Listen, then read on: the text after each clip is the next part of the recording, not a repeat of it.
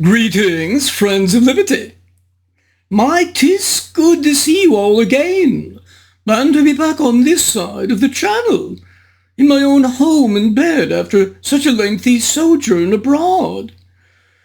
Unfortunately, returning from a mission in France, I only narrowly escaped capture by hundreds of Republican gendarmes, they scouring the countryside for my poor person, having caught my scent around Le Fidelière. Eluding them over hill and dale in a most adventurous exercise of 2 days, I fortunately found refuge in the extensive woodlands near Brolier, in the barn of a safe house known to my compatriots. Hiding out there and relying upon the hospitality offered by my amiable hosts, the wife of whom was an extraordinary chef, I was able in my nearly 4 weeks of enforced leisure to enjoy quite a fine selection of excellent cuisine, among which I counted a fine bouillabaisse made with tomatoes, crab and fish, and savoury herbs, a sumptuous gratin dauphinois of delicately prepared thin slices of potato with cream and garlic, and on another day a light soufflé of cheese and onions. On and on, one after the other. Magnifique! I told my hostess that, even if the gendarmes captured me, having received such extraordinary breakfasts, lunches and dinners for weeks on end, I could only die a very happy man, to which she smiled at me indulgently. Now ensconced in my hideaway, a sliding panel by the second-floor closet, with my days being filled either with filling my tum-tum and otherwise contemplating the beauty of the French countryside when I could steal a glance out of the second-floor window, I had days on end to reflect on the recent news in July of 1793, that Maximilien Robespierre had assumed control of the French state. Shall I venture some predictions for the next year or two of the tyranny, his, after which everyone will certainly have had enough of him? Now it goes without saying that he would love to execute Louis XVI, which I suspect he shall soon accomplish. But this is a truly controversial issue, since the king did attempt to flee the country, which had an elected parliament, in order to overthrow that legitimate government by gaining the succor of foreign monarchs and their armies. However, when we proceed to other issues, as for example Robespierre's intentions to pass a law of suspects, which I wager he shall soon achieve as head of the Committee of Public Safety, this law would be yet another act of tyranny, enabling him to arrest anyone without due cause or process. Secondly, I suspect he shall proceed most brutally against the papists and their priests, given that he constantly spouts a hatred of all other belief systems other than his own. Now, as guilty as many of these blackcoats and shavelings are, I still fear for those infrequent innocents we may find amongst them wearing the cassock. Thirdly, I predict that he shall wage a most brutal war of extermination against all of his political rivals, the Girondins on the right and even his former friends and colleagues elsewhere. Fourthly, I predict that prisoners held in French prisons will receive an even more brutal treatment. And finally, fifthly, I suspect he will attempt to control the wages of workers and the price of bread in order to control France's rampant inflation, now approaching 50% annually. Now if we turn to the many likely brutalities of the next years of Robespierre's rule, to the more recent but far more extreme and unaccountable brutalities found in 20th century Russia and the Russia of today in the world stage, we find in a review the hefty Stalin Volume 1 of historian Stephen Kotkin, clocking in at close to 1,000 pages. Kotkin, former Princeton and present Stanford lecturer and Hoover Institution fellow, here delivers scholarship on an epic scale, so epic that it almost rivals that of the Russian nation itself. As Kotkin says in his first sentence of Chapter 1, Russia's double-headed eagle nested across a greater expanse than that of any other state before or since. The realm came to encompass not just the palaces of St. Petersburg and the golden domes of Moscow, but Polish and Yiddish-speaking Vilna and Warsaw, the German-founded Baltic ports of Riga and Reval, the Persian and Turkic language oases of Bukhara and Samarkand, and the Ainu people of Sakhalin Island near the Pacific Ocean. And as large as it was in that realm, Stalin came to possess the power of life and death over every single person across 11 time zones, more than 200 million people. His imperium was itself immersed in the age of burgeoning imperial powers. Germany, led by the Kaiser Wilhelm II, on its restive western border, and Asia's most dynamic Japan on its underpopulated eastern border. Throw Britain, America, and an ailing Austria-Hungary into the mix, and we see the geopolitical forces which define much of the modern world. Why did Stalin, with 30 to 40 million murders to his credit, number 2 in the all-time list of genocidal killers, sandwiched between Mao at number 1 and Genghis Khan at number 3, become the arch-historical villain he did? Kotkin in Volume 1 begins to tell us, and is at pains from the very first to correct numerous alternate views. Not because, as Trotsky famously believed, he was a mediocrity, merely taking a vast statist power inherited from the Soviet totalitarian system built primarily by others, and not because of his upbringing, of which Kotkin comments, the most that could be claimed about the young Djugashvili was that he might have seen his father once come after his mother with a knife. Next to that, what Ivan the Terrible and Peter the Great had gone through. What were the future Stalin's childhood tribulations? And neither, Kotkin says, was he a swashbuckling ladies' man, which really begs for more explanation, since the older Stalin was reputed to have cuckolded many wives of his Bolshevik comrades, and the younger to have bedded damsels numbering in the double figures. No, what Kotkin says most distinguished Stalin was his tremendous dedication to self-improvement. He was the quintessential autodidact, never ceasing to read. Stalin, it is true, eventually assembled a gargantuan library and would complain of the factory workers whom he tried to indoctrinate with his Marxist-Leninist theory that they often did not appreciate the importance of studying and self-improvement.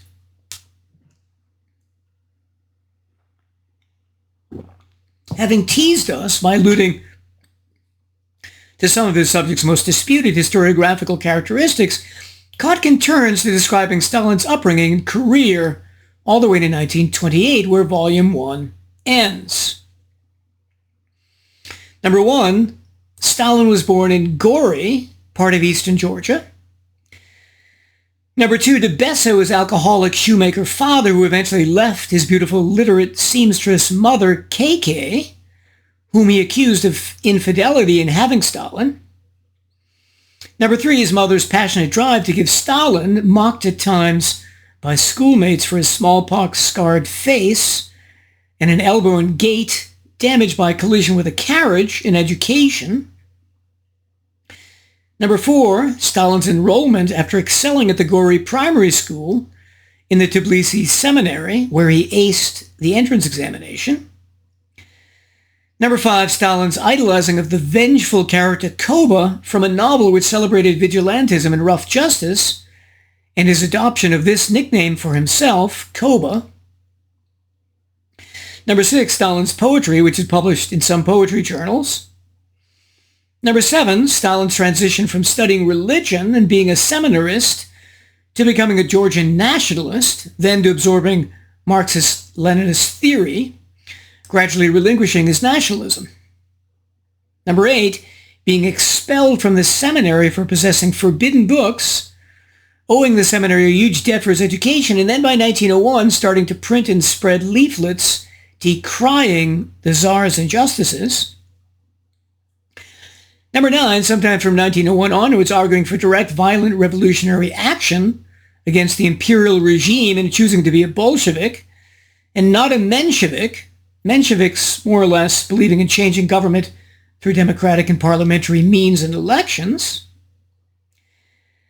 Number 10, in 1902, in Batum, regarded by comrades as having incited violent riots against the Ukraina, the Tsarist police, resulting in several factory workers being killed and hundreds arrested, which gave him a bad reputation for unnecessarily insightful and brutal tactics among social democrats.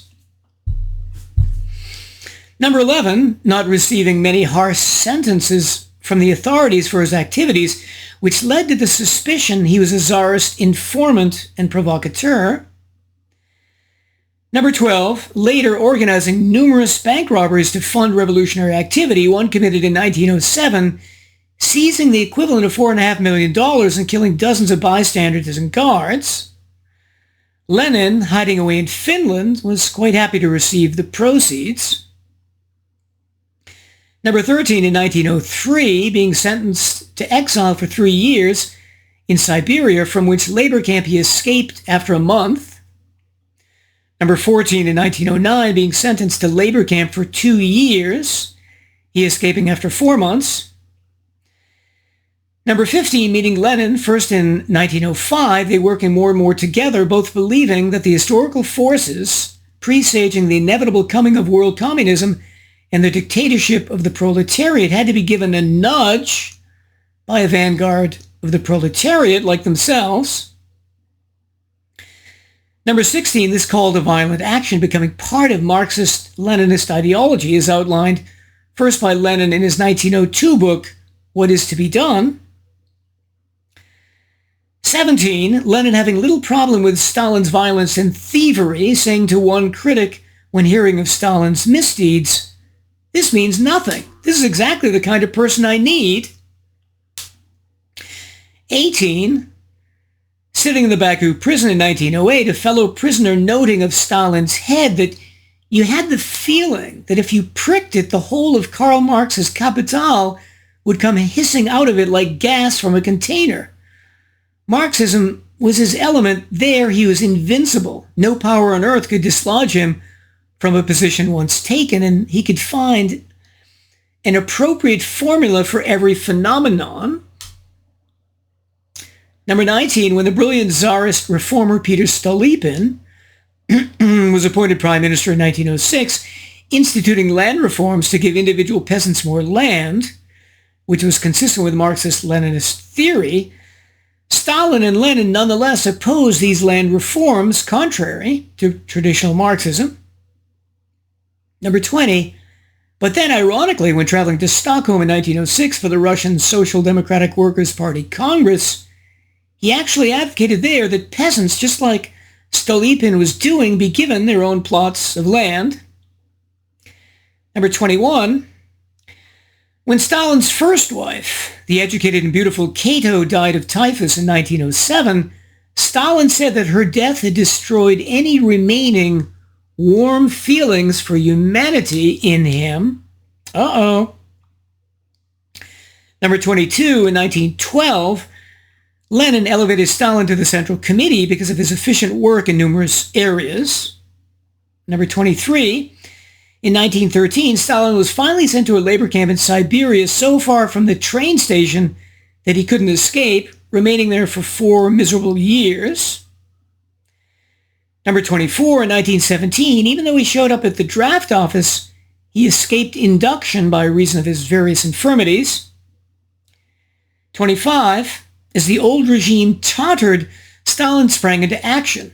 As a contemporary said, "I had never seen him in such a state before. Such haste and feverish work was very unusual for him, for normally he was very phlegmatic no matter what he happened to be doing."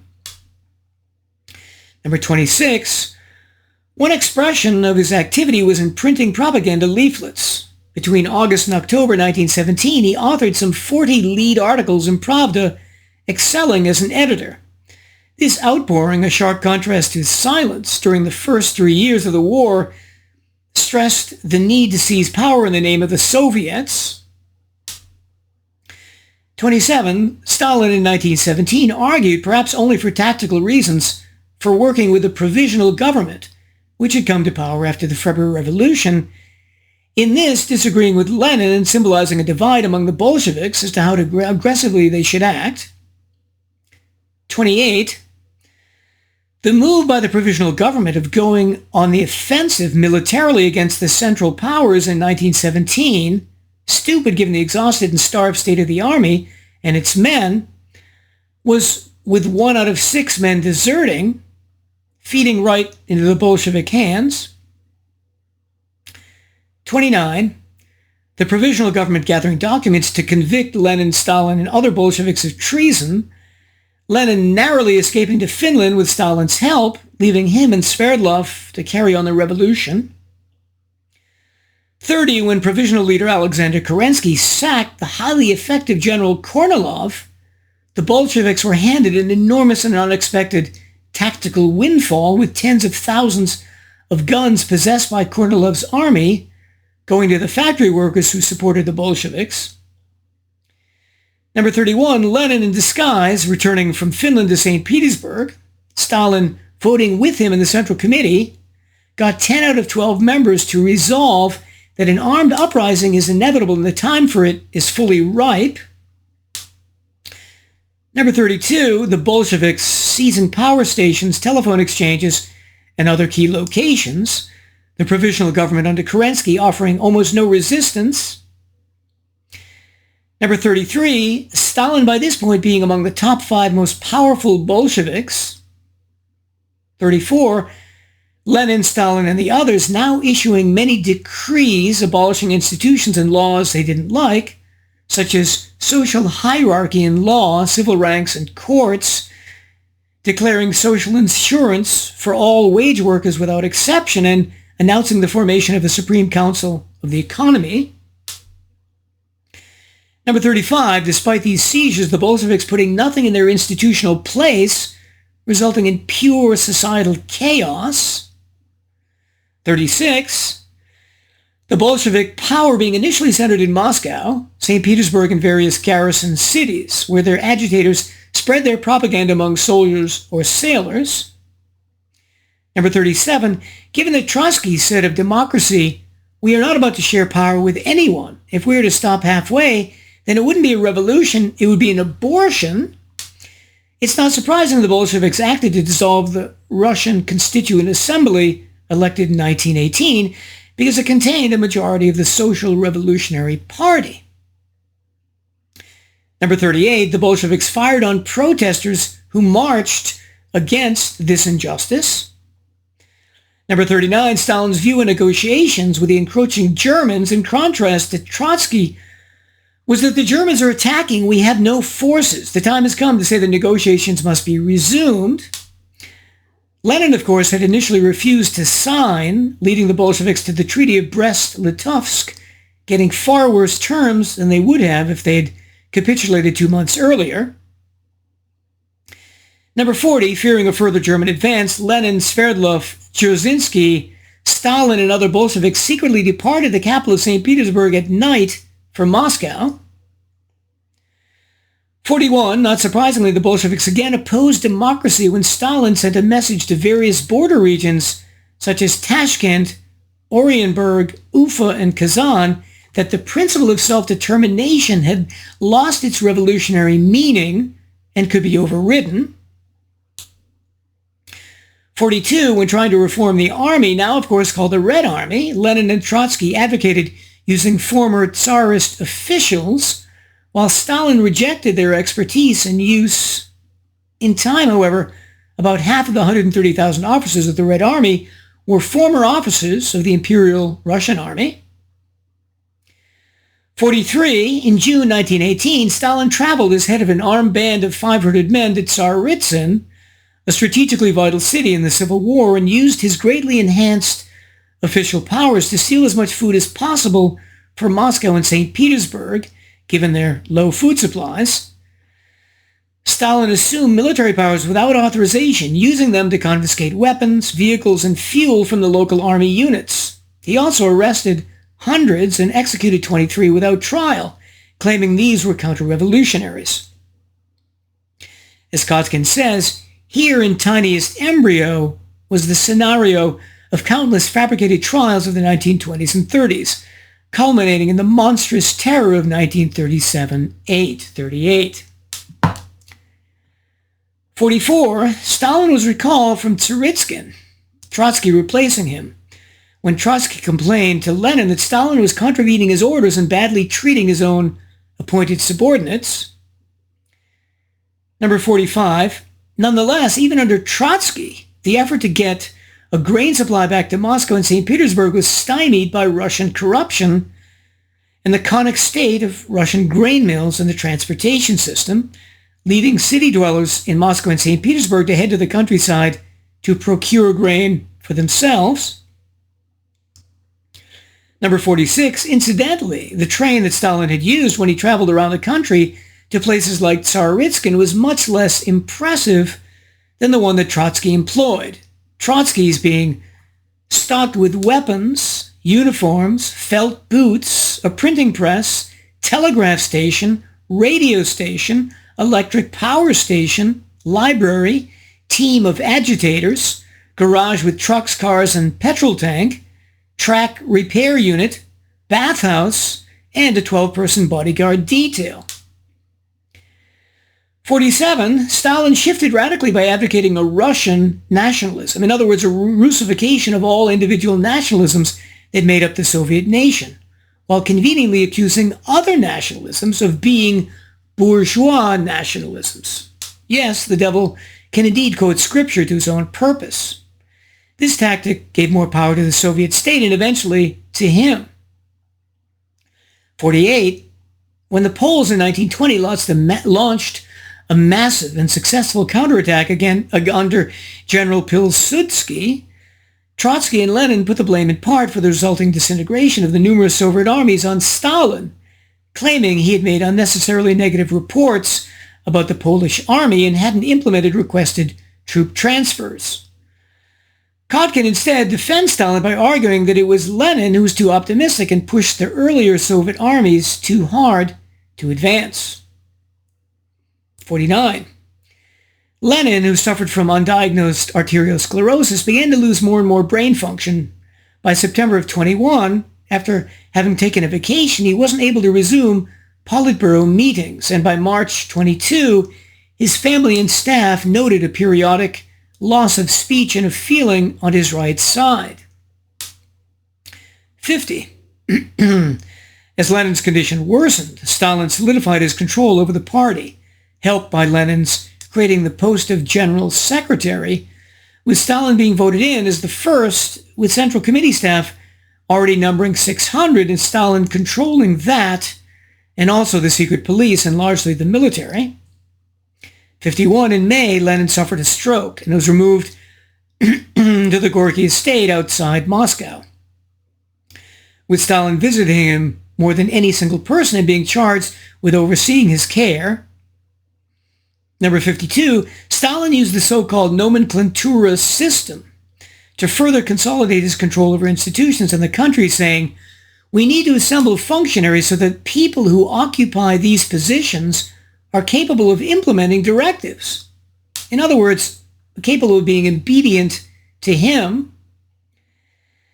53, when the sculptress Rinzunskaya mentioned to Stalin the fear she felt when she viewed the vast postal mailroom operation of steaming open letters to see their contents, he replied, "I'm very, very pleased. That's the way it should be." Kotkin notes that around 10,000 people were also engaged in perlustrating mail for the Soviet state, compared with 50 for the Tsarist state. 54, the Soviet military at this point was so pathetic that Stalin in 1924 said, "If God does not help us and we get entangled in a war, we'll be thoroughly routed." 55. Stalin was taught economics on the job by the brilliant Sokolnikov, who provocatively said, "Money printing is the opium of the economy." Given Stalin's treacherous nature, he rewarded Sokolnikov by giving him a show trial in 1937 and, not satisfied with the sentence of imprisonment, assassinating him in 1939. 56. What Stalin was establishing was called a personal dictatorship. As Kotkin says, Stalin had people everywhere that mattered, and the extent to which functionaries serving the cause understood themselves also to be serving him personally was extraordinary. 57. Of Trotsky, Kotkin says, every dictatorship needs a ubiquitous enemy who threatens it from within. For that role, Trotsky was tailor-made, a gift to Stalin once he figured that out. 58. Lenin and Stalin differed on how to treat the various nationalities adjoining Russia, with Stalin in the end succeeding in imposing his own version of Russian imperialism and chauvinism on all these regions, justifying it by arguing that their independence could prove a geopolitical threat if they allied themselves with foreign governments. 59. On December 22nd, 1922, having suffered further strokes and no longer able to write, Lenin transmitted a request for cyanide. Stalin telling the Politburo he would refuse and telling Lenin he would grant the request at the appropriate time. 60. In conflict with Trotsky, Stalin often sided with Lenin, portraying himself as Lenin's faithful champion. Trotsky, on the other hand, being condescending to virtually everyone, had often derided Lenin and even presented himself as superior intellectually. Number 61. Then in May 1923, right after the calamity of Lenin's increasing incapacity of the last 6 months, a short document purportedly dictated by Lenin emerged called Lenin's Testament.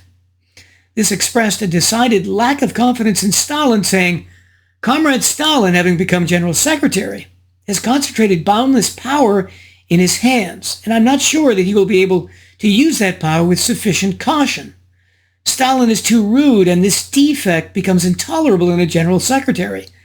I suggest, comrades, think about a way of removing Stalin." Stalin later responded to this by saying, "Yes, I'm rude, comrades, in connection with those who rudely and treacherously destroy and split the party. I did not and do not hide this." 62. Just about at this point in July 1923, many party leaders, Zinoviev, Kamenev, Trotsky, Rakovsky, realized the almost complete power Stalin possessed. But by 1941, all of these, failing to curb his power, had been murdered by Stalin. 63. In 1923, much of Moscow was captivated by the story of the German Communist Revolution in Hamburg and Bavaria, which was soon crushed, partly because most German workers were social democrats, not commies. 64. In Moscow, Stalin consolidated his power further and put his main rival Trotsky on the back foot by calling a plenum stacked with his own supporters and party bosses he had appointed. 65. In 1924, Stalin's major work of the year and of his life to that date, Foundations of Leninism, was plagiarized. 66. Upon Lenin's death, Kotkin argues that Trotsky failed to use the opportunity at his funeral in Red Square in January 1924 to rally Bolshevik forces against Stalin. Stalin, on the other hand, further isolated Trotsky by portraying himself as Lenin's humble champion. 67. Stalin, as a complete commie ideologue, believed that World War I was just a prelude to further wars Europe would engage in because they were capitalist, the opposite of the truth. 68. The NEP, the new economic policy, a partial reversion to the free market, which Lenin had initiated in 1921, was gradually denigrated more and more by Stalin, although peasant farmers favored a free market in grain and farm products. 69. In 1925, the writer Max Eastman published the book Since Lenin Died in New York and London, which publicized portions of Lenin's alleged testament and further criticisms of Stalin. 70. Stalin had responded to earlier crises and to many later ones by the brilliant stratagem of offering his resignation. He said, "Comrades, it is already 3 years that I'm asking you to relieve me of the duties of the General Secretary. The plenum has refused me each time. Now is time, in my view, to heed Lenin's instructions. Therefore, I ask the plenum to relieve me of the post of Central Committee General Secretary. I assure you, comrades, the party will only gain from this." But, as Kotkin repeatedly shows, no one had the courage or wherewithal to mount a successful challenge, even at these critical points of vulnerability. 71. Stalin and the Comintern supported the nationalist Chiang Kai-shek in China. Stalin arguing that Chiang Kai-shek is submitting to discipline. Why driving away the right when we have the majority and the right listens to us? 72. The result, of course, was that once Chiang and the KMT seized power in April of 1927, they slaughtered the communists by the hundreds, the rest fleeing into the countryside. Stalin, nonetheless, still supported Chiang and the KMT as a bulwark against the Japanese. 73. When a journalist in Lithuania shot the Russian ambassador to Poland, Stalin had 20 Russian monarchist aristocrats held in Soviet jails executed. 74. Kotkin argues that all these developments showed the increasing paranoia of Stalin and the Soviet regime. This paranoia partially being fed by the fact that the Red Army had virtually no tanks, and as one recruit said, the imperialists have battleships, planes, cannons, and we have nothing to remedy this. Stalin attempted to get Germany to help build Russian armament factories. 75. Soviet policies had led to increasing problems of grain production. As Kotkin says, Tsarist Russia had fed both England and Germany, and grain exports had reached perhaps 9 million tons in 1913. But in 1927, they constituted a measly 2.2 million tons. This meant less hard currency to exchange to finance industrialization. 76. As Kotkin nears the end of his descriptive biography in 1928, recounting how Stalin used the increasing agricultural emergency caused by the varied Soviet policies he and his comrades had initiated themselves to secretly go to Siberia in person to investigate the increasing famine there, formulating and then enacting laws against speculation and against hoarding grain and agricultural produce. Additionally, he authorized the direct confiscation of the grain and livestock of peasants and kulaks, and soon would justify the complete collectivization of Soviet agriculture in a speech around June 1928. This consigned millions more to starvation and Soviet agriculture itself to enormous inefficiency, and inefficiency less than 10% of the productive private sector. This collectivization in part is what Volume 2, Stalin Waiting for Hitler, 1921-41, describes. 77. Kotkin's general conclusion of Stalin's role? More than anyone else, he brought the USSR into being. Objectively, no one was more essential to the Central Communist enterprise on a day-to-day basis, a conclusion Stalin likely reached himself. Let's turn now to a partial evaluation and some observations. I would give the book an A for the following reasons. Kotkin is a superb writer, offering precise and colorful descriptions throughout, easily holding the reader's attention, which is an utter necessity given the book's length. His graphic portrayals of Stalin's life and early career never become abstract or theoretical. This makes absorbing the enormous amounts of information, much of which I've left out, much easier. The extra detail about the old regime and Soviet society and the wider cultural, historical, and geopolitical contexts and arguments that Kotkin provides are invaluable. Kotkin also displays his ability to turn a phrase or highlight a good quote.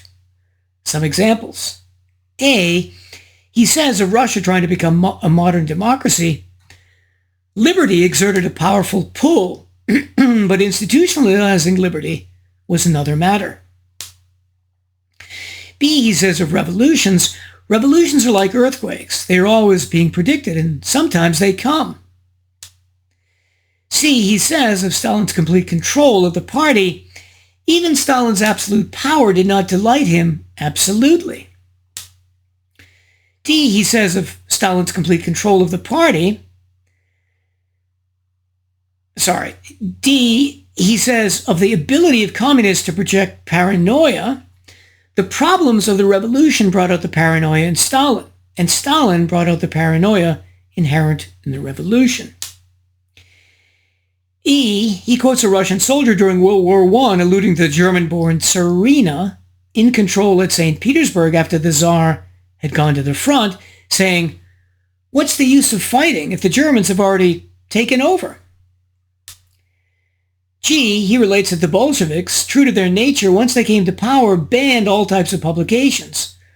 One type, the liberal newspaper Day, was shuttered, briefly reappeared as evening, then as night, then midnight, and finally darkest night, after which it was shuttered for good. The insights we can glean directly or indirectly from the book number in the hundreds. They include, in no particular order, some of the following. A, it almost goes without saying, but Stalin, like so many other coercive leaders, whether tyrannical like Hitler, Mao, Mussolini, Pol Pot, or merely authoritarian like Donald Trump, could and can never accept blame or responsibility for having made a mistake. In their own minds, they were and are perfect. Thus, they have no problem scapegoating others.